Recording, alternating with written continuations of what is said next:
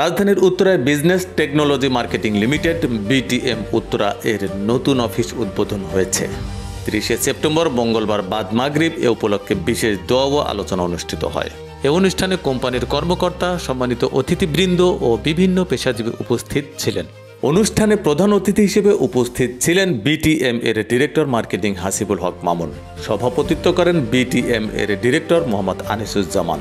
বিশেষ অতিথি হিসেবে বক্তব্য রাখেন বিটিএম এর ডিরেক্টর জর্জ মিথুন রয়, ভিন্নমাত্রা পত্রিকার সম্পাদক মোহাম্মদ মাসুম বিল্লাহ, অ্যাডভোকেট মোহাম্মদ আল আমিন, এপিপি জেলা ও দায়রা জজ আদালত ঢাকা।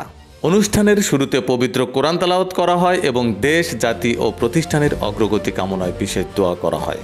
পরে অতিথিবৃন্দ ফিতা কেটে নতুন অফিসের আনুষ্ঠানিক উদ্বোধন করেন। বক্তারা বলেন, আধুনিক ব্যবসা ও প্রযুক্তি নির্ভর সেবার মাধ্যমে বিটিএম এর উত্তরা দেশের রিয়েল এস্টেট ও মার্কেটিং খাতে নতুন দিগন্ত উন্মোচন করবে।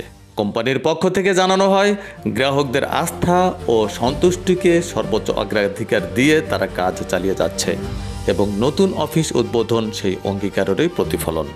প্রতিবেদনটি পাঠিয়েছেন আমাদের প্রতিনিধি আল মামুন দেওয়ান।